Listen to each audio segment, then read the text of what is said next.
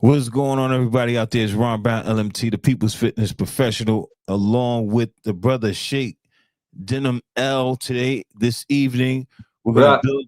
We're gonna build about the inside the secret, inside of Hollywood's secret controlling cult. This is really all about Scientology. I should have put Scientology up there, but I relied a little bit on SEO and all this stuff I'm trying to figure out. But this is all about Scientology. Before we go into it, I gotta run this commercial. Hold on one second. Peace family. Welcome to NYP Talk Show. This is more than a podcast. It's a conscious platform rooted in truth and culture. From the 5% Nation, Nation of Islam, Moorish movement, and Masonry. Our mission is to reclaim our narrative and uplift the African diaspora with real stories and real conversations. Support us through super chats during live shows, donations on Cash App, GoFundMe, Patreon, or Buzzsprout, and by repping our official merch, available on our website and right here on YouTube's merch shelf. Every dollar, every super chat, every hoodie builds the movement. This is NYP Talk Show. Yo, back to it. That's the commercial, man. I'm gonna harass you guys about super chatting and donating to the brand. We're trying to grow this brand. We are not the ones to be like asking people, come on, donate. We're not those types of people. However, this is the business we're in, so we got to do that. You know what I mean? So, thanks, Sheik Denim Ill for coming in this evening. Ishmael Bay is in the building. We're just waiting for his mic and camera to cut on. Thank you, brothers, for coming here. You brothers have been friends since knee high, right? You know what I mean? So when I got you both on, man, I'm looking at it like, y'all brothers is family and all that. It's like, to me, it's like history. True. It's like history. It's history. So 20 years from now, I can look back and say, yo, the guys were on the podcast, this they were talking about, you know what I'm saying? So I really appreciate y'all both coming on the platform and rocking with the brand. Thank you for having us here, man. Indeed. Absolutely. Your invitation is definitely, something that we hold in high honor. So thank you. You're welcome. Oh, I got the God in the building. Peace, God. You know who that is. Brother Madibo. Hey. Exactly. What's going on, Madibo? That's my man right there, man. Word. What's up, Madibo? Yeah. So now we're talking about the title says inside Hollywood's secretive controlling cult. Like I said, I should have worded it and put Scientology in there. However, I was trying something different. You know what I mean? But this is basically what this is about, right? So let's talk about it. Kevin Ali and I, we had we were talking about the equipment that they use in Scientology. Can you break that down and explain the equipment that they use in Scientology that the Nation of Islam adopted? So the E-meter and all that type of stuff? Yeah.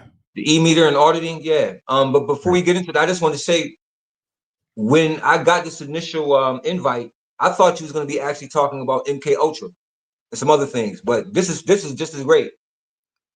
Okay. So yeah, the E-meter is a tool that they use for auditing and to do other things. I mean, go ahead, Ish, man. Go ahead, man. Go ahead, man. First and foremost, brother Sheik Denim L. Is today your birthday?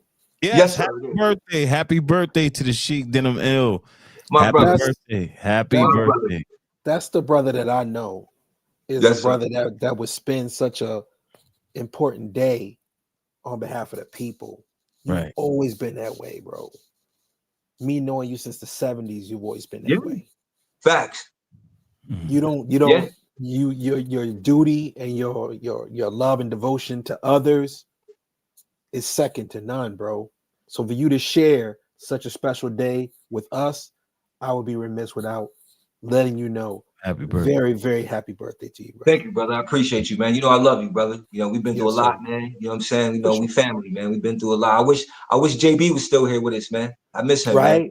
Right. Third amigo. Yeah, That's right. Rest yeah, in I peace. miss him a lot, man. For sure. Go ahead. I was going to just say, you know, when he asked about the tools of Scientology, I just got to laugh, man, because, you know, we've been through it deeply, you know what I'm saying? So I'm going to let you can go ahead and explain to him, man, because, you know, you've taken the helm and you've ran with it. You've taken it to another level. You know what I'm saying? To me, you are the expert. Now you're the expert on Scientology. You know, I'm learning from you. You know what I'm saying? So, you know, we sat down, we did an amazing thing back in 2010 with that whole exposing the whole, you know, the whole situation. And then from there, I just dropped it. You just kept going. You know what I'm saying? And I'm proud of you. You've been a lot of places with that, man. And you know what I'm saying? So I'm here. I'm here for you. Yeah. You know what I'm saying? And, You know what I mean? I We're gonna don't. bounce it off, but just share it. Let you know about them funny ass tools, man. For sure. And I would let anyone know in the public realm. I always defer to those who have more knowledge in depth than I do. And you're always at the top of that list. So I don't mind humbling myself to let people know what the real deal Oh is. man, you Right? know how we do, You man. We forgot, always no, do like you've that. written books about cults, literally. Yeah. You have gone through the Church of Scientology, right? True. And was able to give in-depth information that made my job so much easier in Right. order for me to do what I do. So I do defer to you in that particular realm. Praise Now, God. what we're Thank you, dealing brother. I with appreciate it. is absolutely, I don't mind letting the world know that for sure. The E-meter is a low-grade lie detector, right? So it's a tool that's used in Scientology in order to register in their mind if someone is telling the truth or not. Now, couple of disclaimers with this. One is on every single e-meter, if you flip it over on the back, is a warning from the Food and Tobacco that this is not legitimate. Basically, it's a toy. Don't take this serious. It's a disclaimer. They went to court and was forced to put that on every e-meter, that this is not really a spiritual tool that you're trying to make it to be, right? So they lost the court case. They had to put it on every single e-meter, and you'll be able to see that disclaimer. Okay. Also, you can kind of fool it because if you have an e-meter in your hands and you physically grip it a little bit harder, it'll move the needle, right? You know what? I tried that one day. I did that. Did you try it? Yeah. Well, years ago. I just touched it. It looks like so flimsy. I was like, this ain't and I just passed on it. I just left it there. I didn't even. I just left it alone. It's a tool to get you in because you might be walking down the street, or they'll come in and just do a personality test, right? Coming in, brother, do a personality test and right here on the street, and you'll do it, and like, oh, I like that, right? They'll start working you, into it by inviting you to try this. Now, what they're measuring is what we talked about before, which was thetans. And if Sheik Denim L can kind of go over what thetans are, this will kind of give us the reason of why they use this tool. What is a thetan, brother?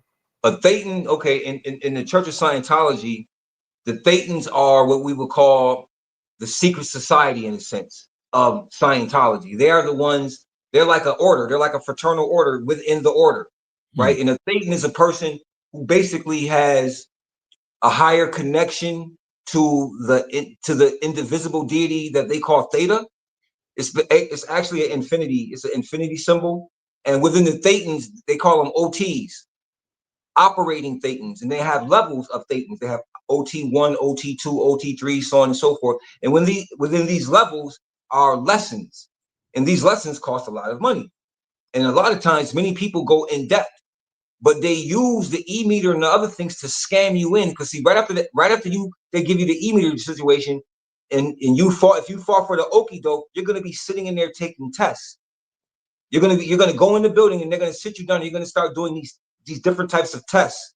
Like, it's all measuring. The test isn't it. They're not looking for intelligence. They're looking for a fool. I'm just going to be plain. They're looking for foolish people that they can manipulate and operate. A person who lacks confidence in certain other types of character, they can see that. They test for those things. Can you give me an example of the type of test that they would, Yeah, have? they'll give you thought tests. They'll give you situation tests. Like I said, they'll sit you they'll bring you in this room and and the tests are time.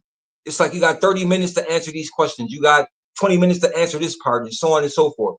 And that's how it went. I went into the Church of Scientology specifically to get my daughters out because their mother had taken them in and she was dating a Thetan, a OT3. Now, mind you, I hadn't had any knowledge of what Scientology was.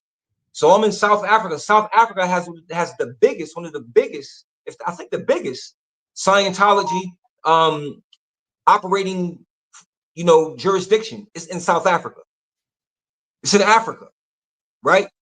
So I go in there and I'm talking to people and they ask me if I'm an OT. They ask me if I'm a Thetan. They ask me, are you a OT? And I'm like, what is an OT? I was like, well, they were like, if you don't know, then you're not one, but you sound like one. The way you're talking, the things you're saying, it sounds like theta work. And I'm saying to myself, bro, I'm dressed up like a Sufi, man. I got all white on, I got a white turban on and everything. I'm like, this is Sufi talk. At that moment, I realized what I was dealing with. I said, okay, so now I know where L. Ron Hubbard has drawn things from. 14th, 15th century, Middle East, so on and so forth. Sufism specifically, mystics, Oriental mystics, blah, blah, blah. That keeps coming up. The rest is history. The rest is history. I got in there, I learned the information, and then I went and used it against them. And I was already at depth. So it just took me a couple months, and I was in, and I was tearing them apart, man. And when I came home, and Brother Ishmael showed me a picture and asked me what it was, and I said, man, that's funny, man. You asked me about this because I just left. I just came home from Africa, and this is what I was up against. That's the Church of Scientology. It was in the laborers' meeting. They had chairs reserved for the Church of Scientology in a laborers' meeting. That's right. So the operating Thetans are the ones who actually they put out, when they get to a certain level, they become what you will call it. They become handlers. They also become recruits. They become recruiters, but they mostly become handlers because when they recruit, they'll handle you. It's just like the same thing in Hollywood, like with Tom Cruise and all of them, the ones who are part of Scientology, Dougie Fresh, Tom Cruise, Badu. Dougie Fresh? Yeah, Dougie Fresh was a part of Scientology at one point. I don't know if he's still a member, but at one point in time, he was active. He still is? Yep, MC Light. Wow. So where's his dad is Hammurabi Bey. Right, right. Or more. Right. But that's neither here nor there. But so they have a strong tie on dealing with wordplay. They're very good with wordplay. And what's the strongest play that they play on people is the mind, analytical and reactive. They work this. They work your mind. And they'll they talk about it. They'll tell you, you have a reactive mind. You know what I mean? Your mind judges that, and you say, yeah, you're right. You'll fall into the game if you're not aware of what's happening. Mm-hmm. You're being hustled from every single angle. If you think they're sincere, you're gonna get taken. And then what happens is it becomes a slow hypnosis taking place. Because initially, if this Church of Scientology identifies you and invites you to come in, that's what the technique is called love bombing. They'll love bomb you. You want to come into this building? It's a beautiful building. You can start getting access to the technology. You want to do weekly meetings here? You can have weekly meetings here. You don't have to pay us a thing. No, this is charity. Come on in. Bring your friends in. Y'all can all come in and use our big screen TVs and do presentations because we're here for the community. We're here to help you, brother. Mm-hmm. See how smooth that is? Now you're coming into a brand new building. Just like in Los Angeles, the Nation of Islam has their full time. We'll pull that up here on this show. It was full-time at the Church of Scientology. So you invite people into these brand new edifices, right? And they're able to enjoy the amenities. And before you know it, you're being love bombed and brought in. Celebrities are coming in to rub shoulders with you. They're giving you food. Would you like to have food be served at your event? Right? All this stuff is coming in, but there's a price attached to this. Facts. Right? And that price is your soul. Facts. Ultimately. I'm sorry, please continue, brother. So the brother Kevin Ali asked Brother Ishmael to look at the CIA People's Temple Jim Jones and Scientology symbols and comment on the PSYOP connection. I was just looking at that a couple of days early. You know, it's funny he say that because I was just looking at the connection between Scientology, MK Ultra, and the CIA. You know what I'm saying? And there's a tie between all of those things. L. Ron Hubbard was tied into a lot of different. He knew a lot of different people. There's no actual hardcore information that the CIA and MK Ultra linked and merged. But when you there's 6 degrees of separation to everything, and there's a connection and tie. You know what I'm saying? You just have to see it. But that ties into why Scientology is in Hollywood, along with MK Ultra, which controls Hollywood as well. So you know, and MK Ultra deals with torture. It deals with splitting the personality. You know what I'm saying? It splits the personality of the entertainer. I mean, Beyonce has Sasha Fierce, right? You know what I'm saying? Nicki Minaj had Roman, and you know, so when I go on stage, I become somebody else. So there's a whole science behind all of that stuff, and they have handlers in Hollywood as well. Handlers, and if you get out of hand, they get rid of you. You get lost. Scientology does the same thing. People come up missing in Scientology. People come up missing. Am I right? Do people come up missing? Absolutely. Your mic, I think your mic went off. Your mic went off. Absolutely is what I was saying. Absolutely correct. Yeah, they come up missing, man. You know what I'm saying? So you say they split your mind, right? That's MK Ultra. They also do that with Scientology too. Now, can you give me any examples of how that's done? It's done by no sleep deprivation, putting you under all types of strenuous testing and sleep deprivation and so on and so forth, man. There are people in Scientology who don't sleep for days. Because they're doing new technology. They're working in technology. They're getting, Ish mentioned it earlier about the hypnosis. You're slowly being pulled in. You know what I'm saying? You're slowly being pulled in. And when they take away your senses, it's easy to put you or to cut you in half, to separate personality. That's what the handler is for. Also in Scientology, they do what's called sec checks. Sec checks is short for security checks. I forgot about those. Yeah. When they do security checks, they're probing your mind to find out what are the things that you're thinking about. For sec checks, have you ever had an impure thought about L. Ron Hubbard? No, I haven't. It can tell if you're lying, right? Because if you're lying, you're going to be triggering certain things. Have you ever thought about X, Y, and Z, this type of sexual lifestyle? Things like that. These are sec checks that they do in order to curve you or direct you into a certain way of thinking. See? Okay. As all cults do. Wow. So yeah, you go ahead. I was gonna say, as all cults do. So the sec checks, right? So when you said the that tool they use is a low grade lie detector test. So if it's a low grade lie detector test, how is it able to pick up things if it's such low grade? It just operates off of, it's not picking up your nervous system or anything like that. It's just picking, when you touch it and you squeeze it or whatever, it's operating from strength and other things. It's not operating because it's actually picking up your nerve system and all that type of stuff. You got to remember, you're dealing with a hustle. You got to remember, L. Ron Hubbard was a hustler, man. He wrote science fiction stories. He wrote books, science fiction stories.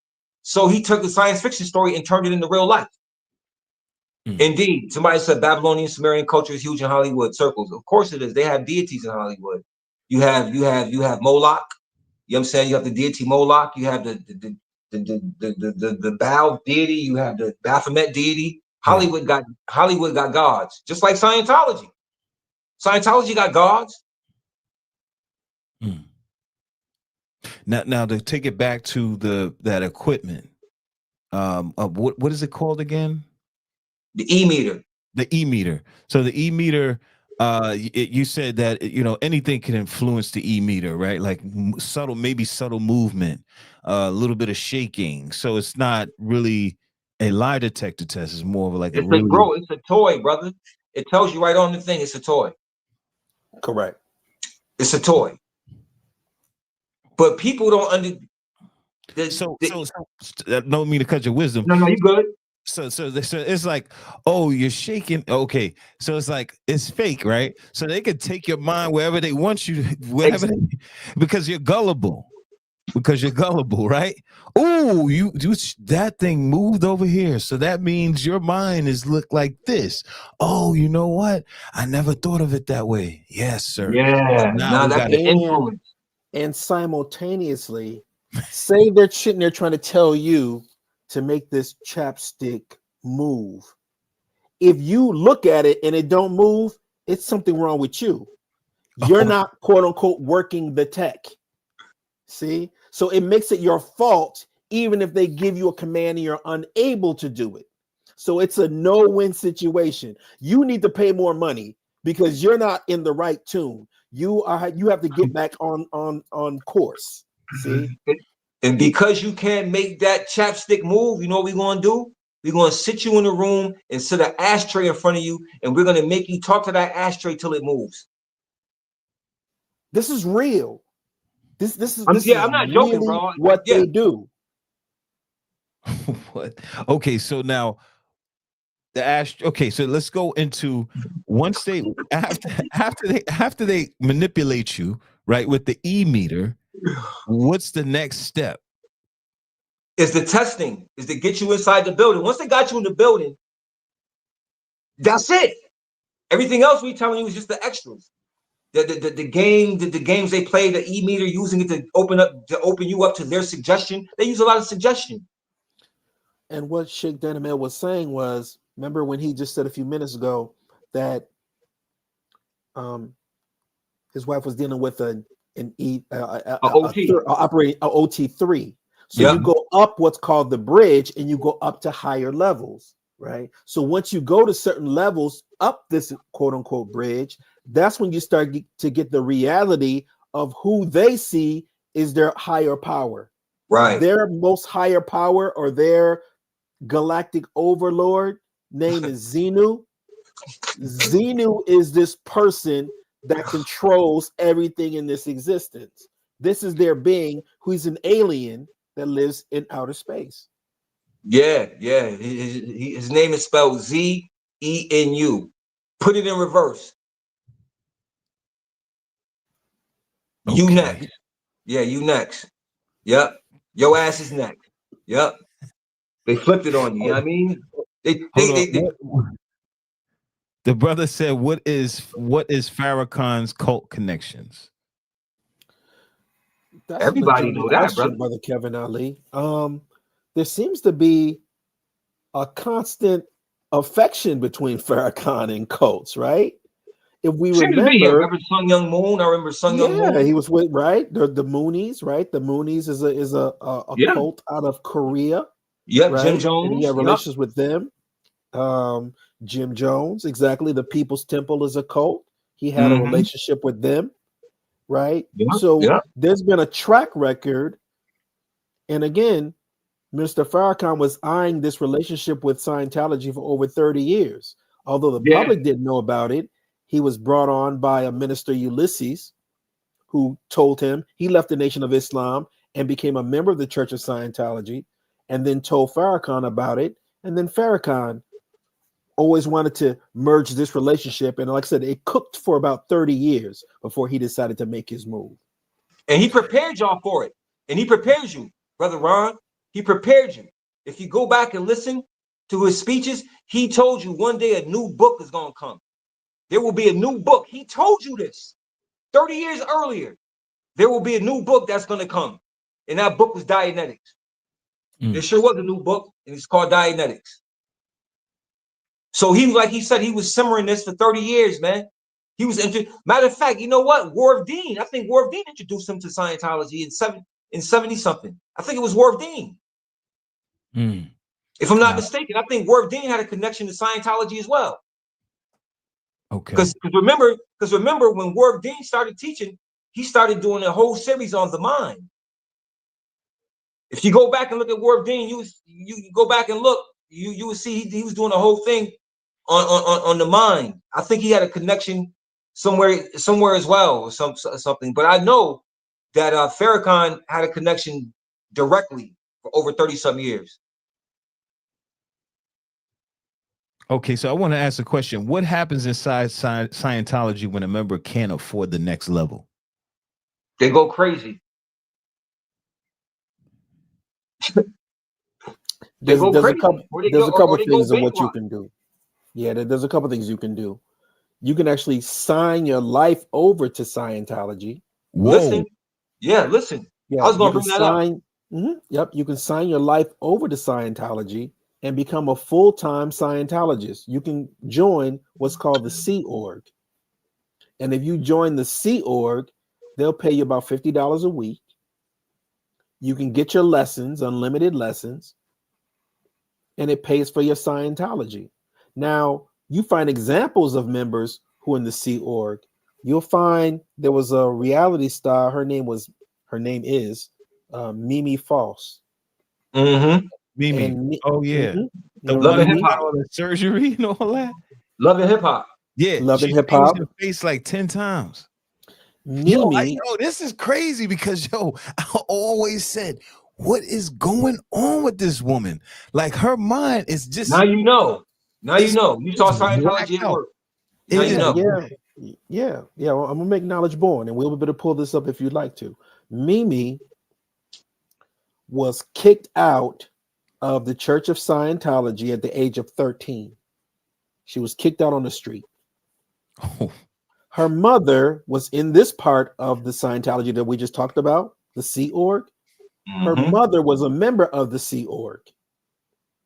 And they wanted Mimi to sign a billion-year contract, sign her life over to Scientology. And she refused to do that. She didn't feel comfortable signing her life over to an organization. So her mother said, either sign this contract or you're out on the street. And she was kicked out in Hollywood, California. There's a big blue building. She was kicked out to go live on her own at the age of 13. So imagine the damage that was being done when you're 13, kicked out on the street by your own mother, who's in this cult. And now you have to fend for yourself. Right. Crazy, man. It's crazy. So I just want to let you know that this is something that they do offer if you're unable to pay, quote unquote, for the lessons. So what's the real reason behind the aggressive fundraising and expensive courses? Get wealthy. So who's at the top of all of this? Is Michigan still around? Him. The little leprechaun cat.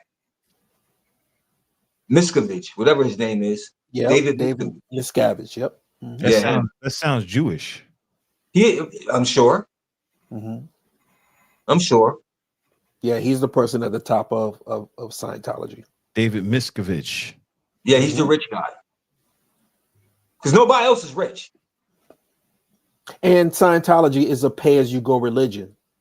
So as you get up, they expect for you to dig deeper. If you don't have it, they have experts that can go maximize your credit card, have techniques to where you can go past your max, where they'll front you more money so that you can pay for more lessons. So what are in these lessons? Nothing. Some straight bullshit.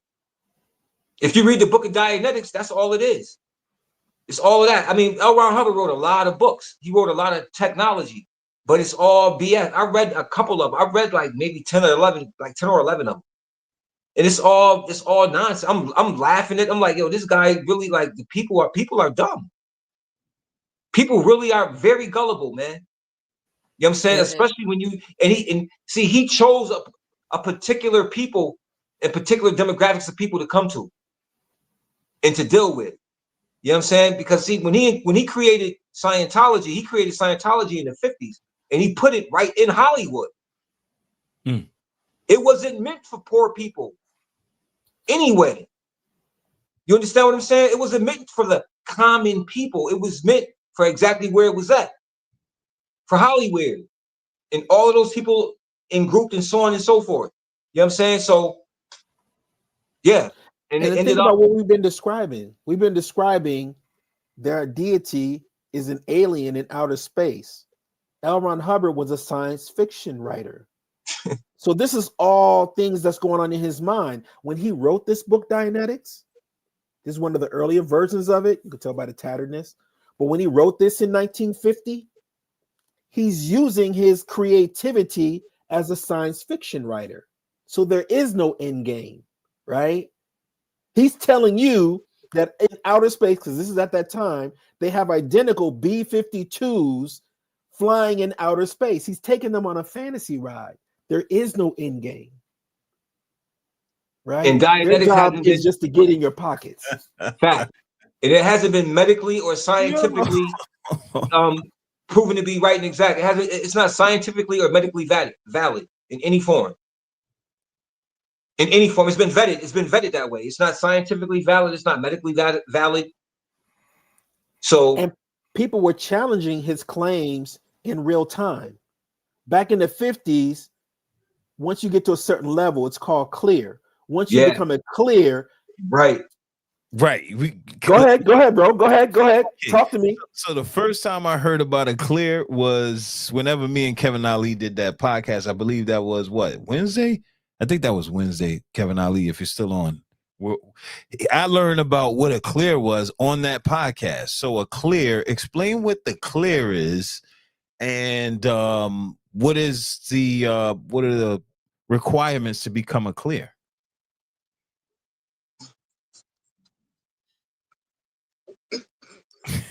Well, a clear is a person who no longer has any types of vices or any types of sicknesses or any type of health issues or whatever, because the technology has totally healed this person.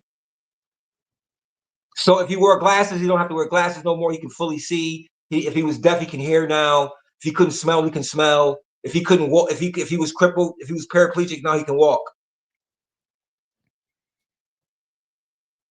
Okay. All right. So have you met any clears before? And neither will you. I've met people who claim to be clears. Okay. And then so what were they like? Were they like were they clear? Because that's what I'm thinking. No, they wasn't clear. No, they weren't clear. How you coughing and how you coughing and doing all types of stuff and you supposed to be clear. You got sickness. But you're telling me you clear, but you got pink eye. Or you telling me you clear and you limping. Your knees is messed up, or so you know, I'm like, nobody is clear, brother. That's a game. That's a game to sell the technology. Mm-hmm. I just saw a brother from the Nation of Islam post somebody saying that they have a certificate. How is the Nation of Islam, or from what I know now, aka the Final Call, are buying into this? Is it a money game? Do you think, you brothers think it's a money thing? Brother, they have a leader. Their leader bought into it and put them in it. He gets a cut of everything that happens. He's a field representative. Farrakhan is making money off of that, man. Mm. Tony Muhammad making money off. They're making money. They're making money, man. But the followers, go ahead, bro. But the followers ain't making no money. They're getting bombarded. And since when is the supreme wisdom not enough?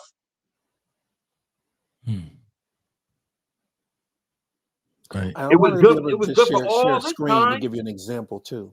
Yeah, indeed. Go ahead, Ish. Mm-hmm.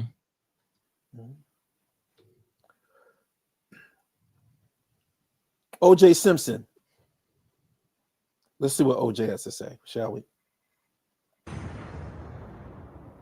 at one point I felt I had reached a state of clear, right? Which is what? Which is in Scientology, I guess, is an area where you're one with all, see all, know all. At least that's the way I interpreted it at the time. You got to that state? I thought I had, or I had from time to time reached that state, especially as an athlete. Sometimes you just feel that you're in total control of your surroundings and can literally will everything around you to happen. And I call, the Scientology place, the local place where I was first here in LA. I even tried to get hold of Mr. Hubbard at one point years ago. And then I learned there was nowhere to go from clear. But at the same time, yeah, so what happens after clear? Essentially what I found out is that there's nothing. After clear. There's no. Did that answer the question? Got you. So there's absolutely nothing after clear. So there's no perks or anything like that. There's no heaven, brother. There's no heaven. Wow. Okay. So now explain to me the Thetan thing. Like, how do you climb the ranks? You have to become a Thetan, and you become a Thetan by completing a certain amount of technology and have the money basically to transfer into the Thetan studies, pretty much. It's all money. This is some 10%. This very 10%. This is next level 10%. Right? Absolutely. Yeah, very 10%. And with the Thetans, the purpose of you even connecting yourself to that machine we talked about is to get the alien beings off your body. Right. Oh, right. Yeah, you said that. The engrams. Yeah, the engrams. Exactly. With these engrams that stick to your body, this is what gets them off. That's what auditing is supposed to do. Get these engrams off of your body, right? Because these are the things that are dragging you down. Right. Can you explain that part of it? Sheik? Yeah, the engrams are the things that you were born with, pretty much. Not born with, but like this. The story of Zenu is Zenu blew up. He blew up some other aliens or something. He put them around a volcano and blew them all up. And those spirits, things that he blew up, the spirits inhabited the earth. And it's these very spirits that has attached themselves to the human beings. And the human beings have engrams. And they have a thing called engrams can re-stimulate you. It's called stimulation or re-stimulation. You get an engram and it'll re-stimulate you out of your character. Or, you may bug out, have a situation happen where you may snap and get angry or something, and you'll blame it on an engram. That they'll blame it on an engram. Well, you have engrams. You got to go back to the origin of your engrams and so on. And they use auditing to do it. So they'll tell you what's the most worst thing that's happened to you. So what you're doing is you're giving up all your secrets, right? With things that happen to you, these different types of little secrets, because you trust the organization. But what happens is if you give up too much of your secrets, those secrets are used to blackmail you later on. You'll be blackmailed, because blackmail is a part of Scientology too.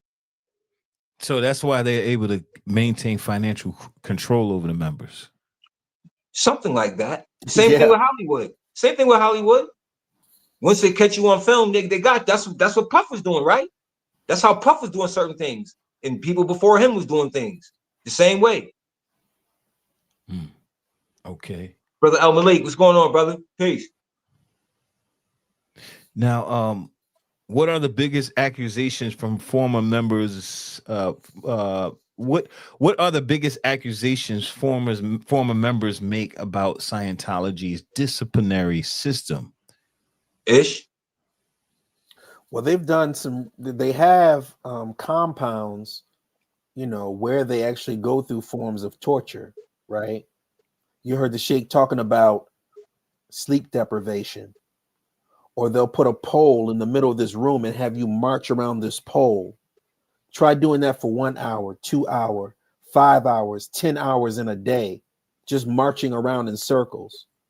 Or you'll be able to see drones that fly over these places and get pictures of them outside doing rigorous labor, right?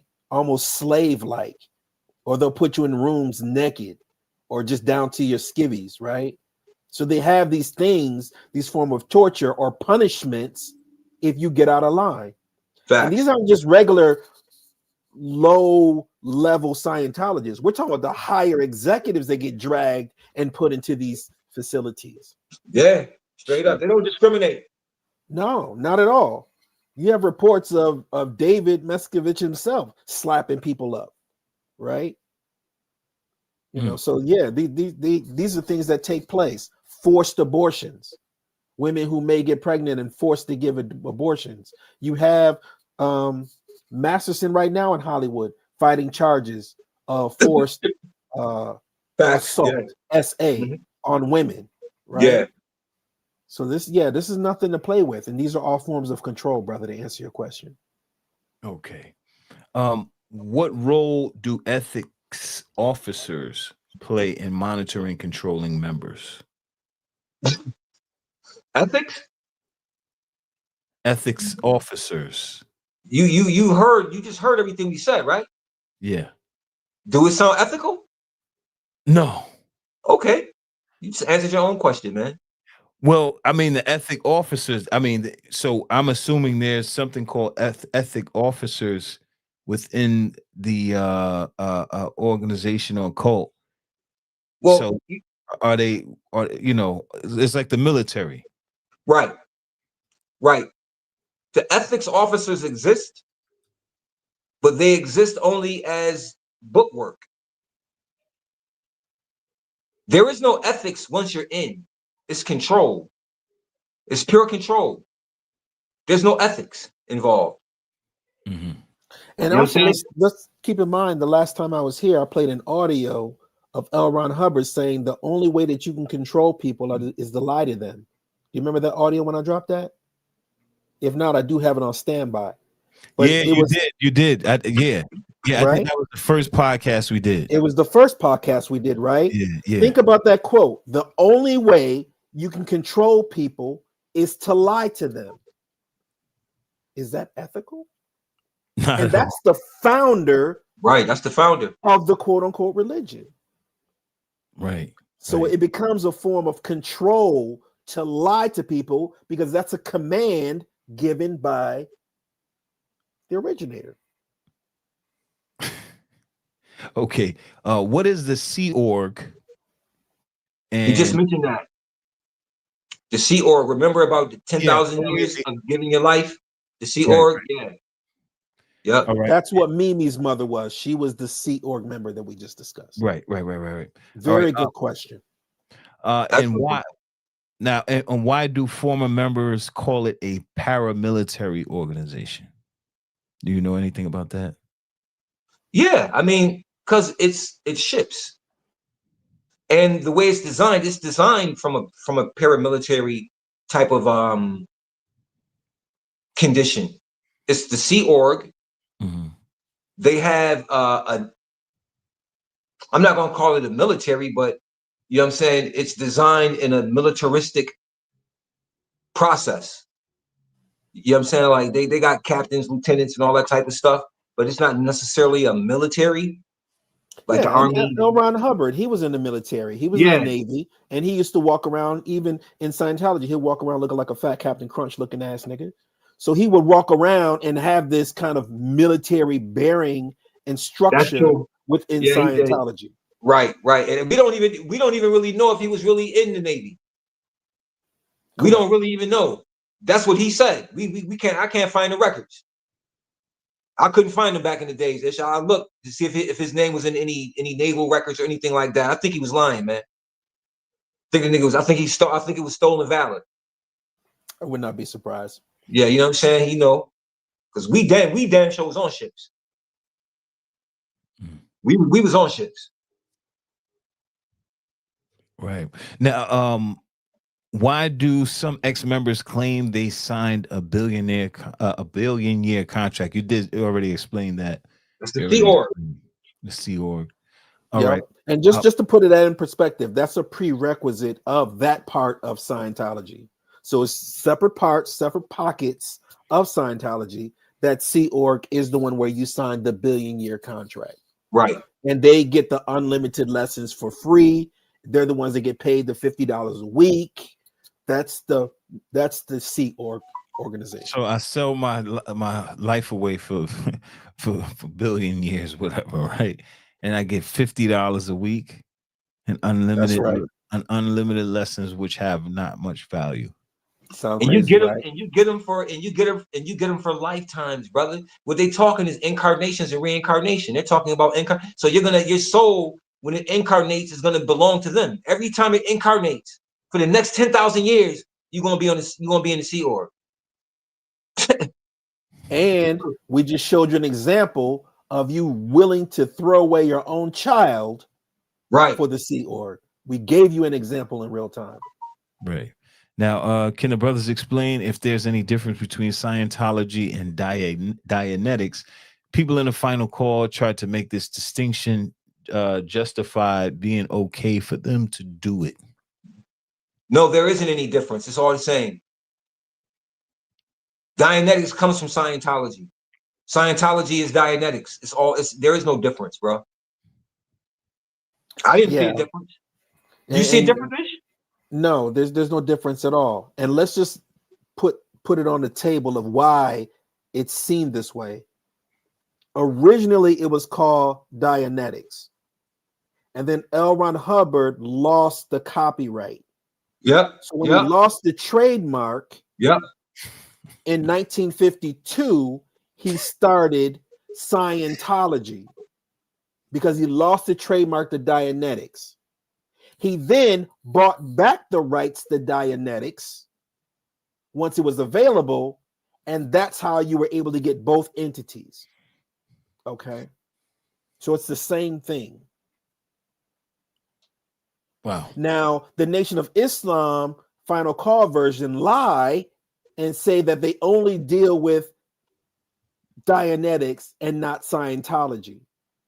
But I showed you in real time when I was on here, if you go, and anyone can go right now, pull up Black Scientologists on Facebook, and you'll find a whole shipload of Nation of Islam members if you just pull up Black Scientologists group on Facebook, and you can see it for yourself right now. Interesting. Okay, let's go into what exactly is disconnection, and why are families torn apart over it? You ever heard of that? The disconnection is what we were just talking about in Mimi's situation. She was forced to disconnect because you have to make a choice. If you're what's called an SP or suppressive person, you cannot be in the fold of Scientology. So you're forced to break away from your family, all of your friends, anyone that's dealing with Scientology, you're commanded to break away. Okay. That's what disconnection is. Are members pressured or coerced into disconnecting from critics? Yes, definitely. That's a fact. They don't want criticism. They don't want any. They don't want any type of critiquing or criticism at all. That's dangerous for them. And Farrakhan has used disconnection with how he set up his structure of the Nation of Islam. You cannot be a laborer in the Nation of Islam final call version unless you submit to Dianetics, aka Scientology. It is a prerequisite. Fact. It is a prerequisite. Fact.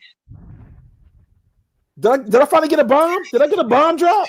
Bro, you gonna get a couple bombs. You got a couple bombs in the show, bro. Okay. Yeah. So that's what disconnection is. It's a form of control, and it's a command giving within Scientology. Whoa. And also, brother, within Farrakhan's ranks, there is a handler order as well. There's brothers handling other brothers and sisters who can't get right with the Scientology. Oh man. All right. You want me to share the screen? Ish? No, but I didn't have anything else to share unless I got my PowerPoint on standby. But no, I'm okay. good. Whatever you want to go. I'm good. All right. No. All right. So well, this is basically self-explanatory, but Why does Scientology prioritize celebrity recruitment for the money, basically, right? And it was the foundation of Scientology's beginnings. It was Hollywood. He put the first Scientology operation in the hills of Hollywood in the early 50s. At the same time, Hollywood, Walt Disney, and Werner von Braun was getting together to push their rocket ship shit and they science stories through Walt Disney World because, you know, later on in the 60s, we went to the moon. But that was all a preparation from the 50s. You know what I'm saying? From Werner von Braun and the scientific show and Walt Disney, they set all of that shit was set. Like, it's just a big connection here. Like, it's a lot of stuff going on with all of this stuff, man. And L. Ron Hubbard was in the mix. Yeah, and that's the proper bait. You just heard O.J. Simpson talking about in his circles, right? He's going through. It's kind of like the in crowd, right? If you want to bring people in, you have celebrities endorse whatever it is that you want to sell. It's no different, right? Oh, is that person wear Nike? I'm gonna go wear Nike. That person does same thing with quote unquote Scientology. Facts. Yep. Okay, what benefits do celebrity members receive that ordinary members do not? You have an aspect of Scientology. If you are a celebrity, you get access to what's called the Celebrity Center. When you get access to the Celebrity Center, you get catered to more. People treat you differently. They have swanky parties. You know, they love bomb you more if you're quote unquote in the celebrity circles, right? So that's what the difference is. Okay. And they pay more. Yeah. How does the organization use celebrities to influence? Oh, well, how does the organization use celebrity influence to deflect criticism? Well, you know, if you've been watching the whole history, it's a lot of celebrities that are critiquing Scientology itself as former members. They're coming out and making statements. So eventually it can't stand the water. So it's gonna the holes are already being put in it. It's gonna sink sooner or later. But the people who are a part of it themselves are coming forward and talking about it, man. And if you notice, something is dead when there's no motion, right? Mm-hmm. If you look at a Scientology building, they're beautiful buildings. They buy great architecture. They create and make beautiful architecture. They have real estate portfolios, and the buildings are empty. The buildings are empty because it's the real estate is where they're making their money at. There's nobody in there because people realize it's a hustle. So you have a very select few people, maybe about 4 or 5 people on staff in this whole big old building, and ain't nobody walking in and ain't nobody walking out because it's dead, right? So that's going to be an indication. If it was really popping, the place would be jumping. The places are beautiful, but they're empty. So it's nothing but a museum, bro. It's nothing but a museum. That's it. With a room dedicated to Ron Hubbard. Eyes Wide Shut, highly recommended. Highly recommend. That's the movie. That. Eyes Wide Shut is the movie. That was a movie with Tom Hanks, with Tom Cruise and what's her name in it, man?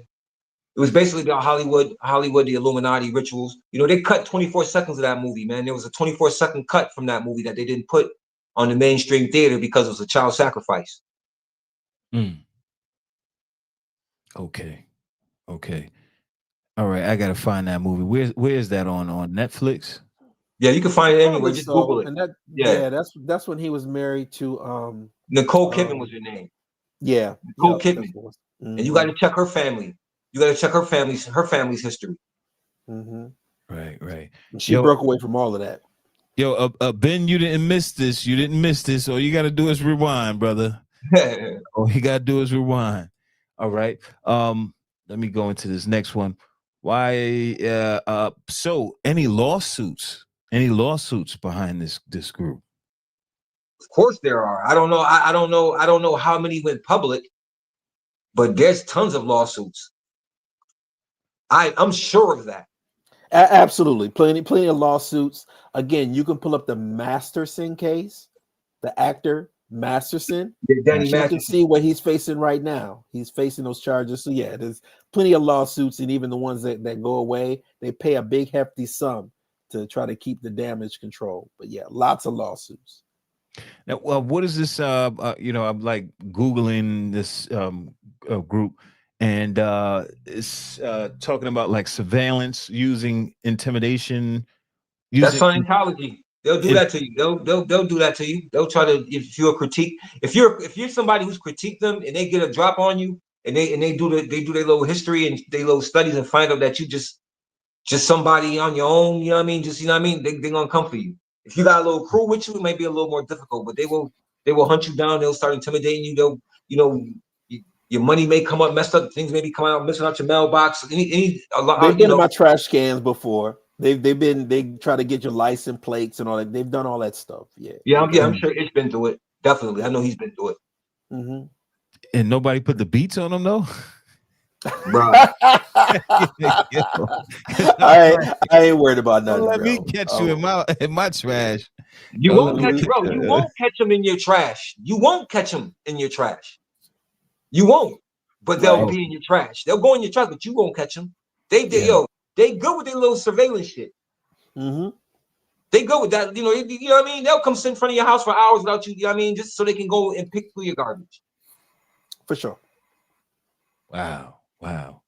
Nobody catches that. All right. Let me see some. How does the church respond to journalists or investigators who ask uncomfortable questions? Sheik Denim L, can you explain how the Church of Scientology became tax-free? Oh man, damn. How did they become tax-free? I remember. I got to think back a little bit. That's all right. I can explain it. You can just bear with me. Drop the bomb because I'm thinking back. The Church of Scientology they were trying to get tax-free to be recognized as a church, right? Churches are tax-free. Right. And they couldn't get the approval. So if you remember in CNN, they used to have this female reporter named Greta Van Susteren. Yes. Go ahead, Ish. The Church of Scientology, you got to give them credit for this. They broke into the IRS. What? I know. This is really, really real. They broke into the IRS building and got files on IRS agents.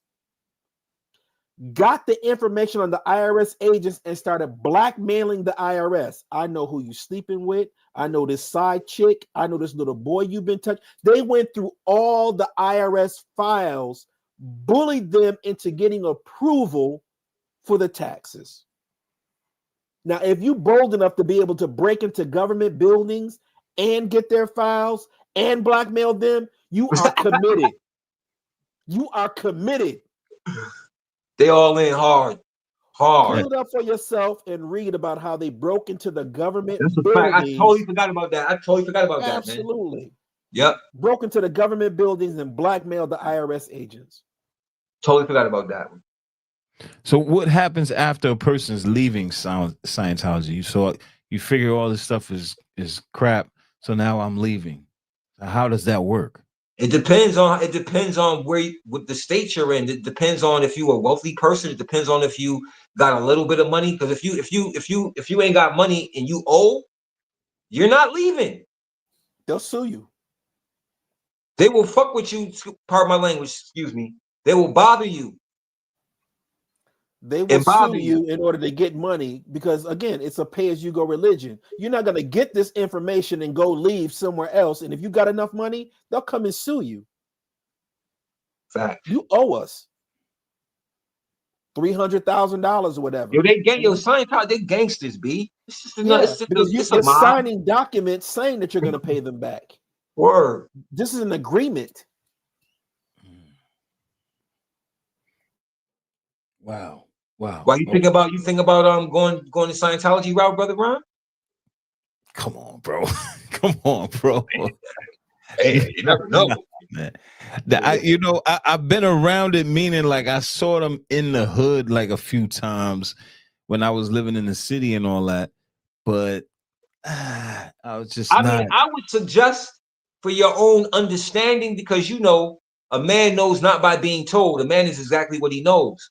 I would suggest for your own understanding, go to one of them places and go in. I did. I went in there. Okay. And I messed around with that thing or whatever. But that was as far as I'm gonna go with that. It's just not my vibe. Period. It's just not. Right. Those not the type of no disrespect to anybody, but the type of people that are in those buildings and a part of that, I couldn't even. They're not my type of people. Don't they look like robots? They look like robots, and they right. Ask yourself why they move like that and operate that way. You understand what I'm saying? Because they're under a control. I wouldn't be surprised. I wouldn't be surprised if they use some type of drugs, like to further keep them in a some type of psychological pill or some shit, trolazine or something. It's in the milk. Really, just look at the environment. You're in New York City, and the buildings will basically be empty. You would think that if it was really something legitimate, it'd be an overabundance of people, bumper crop of people that go through New York City. The place should be completely packed. Right. They opened up a spot right next to the National Black Theater when the National Black Theater was there. They did, right in Harlem. They did. Yeah, but I don't know if they still there though. They moved to a building that was further down the street, but I remember when they opened that right next to the National Black Theater. Yeah, exactly. But then they moved further down the street, still in Harlem, but now they have a freestanding building down the street. Oh, wow! So they opened up a bigger place. They did. Right on 125 going down. Yeah, that's total disrespect. Interesting. So, how hard is it emotionally, financially, and mentally to walk away? I mean, you guys explained enough with that. Yeah, it depends how you leave, right? If there's some people who escape, there's some people who literally get in trunks of their car and drive, and escape. There's other people who walk away, nice and clear. They don't bother with you. There's other people who you running your mouth too much and you still owe us money. We coming to get that, Debo style. Straight up. All right. Last question. What support systems exist for ex-Scientologists who feel traumatized or isolated? Is any support out there for them? Ishmael knows. If they exist, I know Ishmael knows. Yeah, there's certain groups and organizations that just deal with Scientologists who are coming out, because there's going to be a transition. There's a brainwashing that you have to be reconditioned from. Right. There might be some money that you may need to land back on your feet. Maybe you have to get an apartment for a month or two to get back on your feet, to get back reacclimated to society. So they have organizations you can reach out to, organizations like established by Leah Remini, that's established by Aaron Smith Levin. There's people who put those in place. Now also you get access to literature. Sheik Denham L is being very humble, but if you look at his book, The Red Pill Diaries, it's giving you the ability to identify cults and identifying the programming and deprogramming what's going on in your head, the things that are affecting you. So he took his skill and put it in motion so that he can help people, and we should always remember that. So that's a book not too many people read too. The Red Pill Diary. Yeah. Okay, this is all on Amazon. Yeah. Okay. Just put my name in it when you type in the Red Pill Diary. Just put my name under it, because I think there's some other Red Pill Diaries as well. Yeah, brother, you too humble, man. You gotta plug your stuff, man. Well, I'm from that era, man. I don't know this social media stuff well. I just come and talk, and advertising, marketing. I don't know nothing about that. See, that's on me. I don't mind big up in my brother, because he's a good teacher. He's a good teacher. I appreciate it, man. Yeah, I appreciate you, God. Indeed, we've always done that to each other. Okay, the Handbook of Moorish Degrees and Mysteries. That's another one. Yeah, that's another one. Okay, you're on there. It's a couple of them. That's one, but that ain't the one he's talking about, but that's one. The one he's talking about is called the Red Pill Diary, and then there's Jesus Was a Muslim, and then there's a couple other ones. All right. So before we go, do you brothers want to leave some last words and also plug whatever you got going on as far as books and programs, etc.? Social medias, everything. Well, I say I'm honored, man. Thank you for allowing me to be here with you again, brother. It's good to see you. Good to see you too. Always a pleasure to be on your podcast, man. Pleasure. I don't have much to plug. I just I wrote some books. You can find me on Facebook. You can find me as L Sheik on Facebook, Sheik L.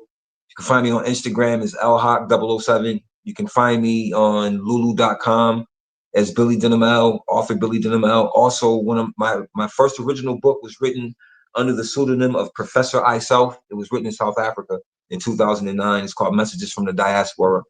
So, but every other book I've written is written under the name of Denham L. So you can look up the books and, please feel free to read them and get them.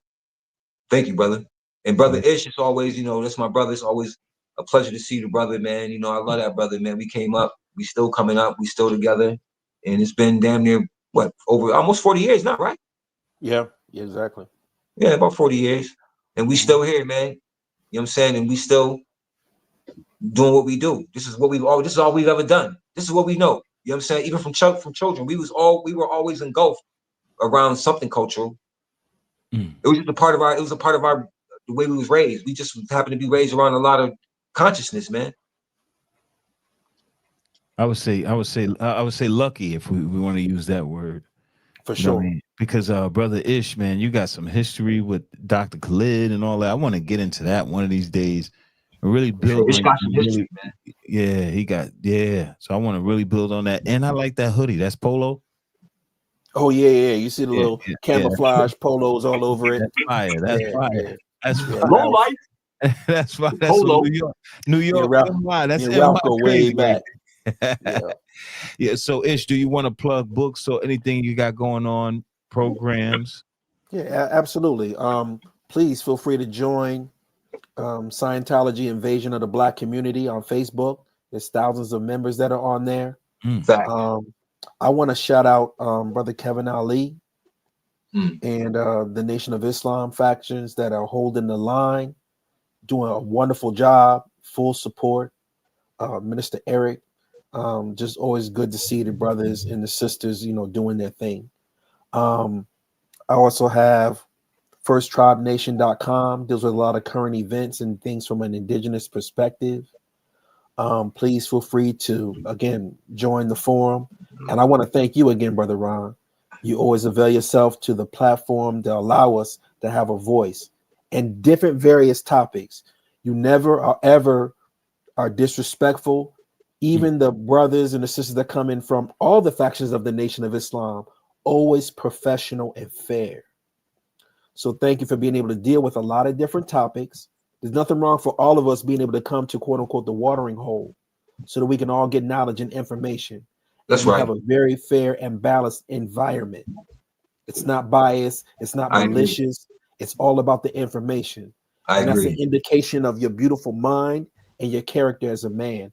And I salute you for that. But no, thank you for having us on here. And we certainly do, we honor that. Thank you, sir.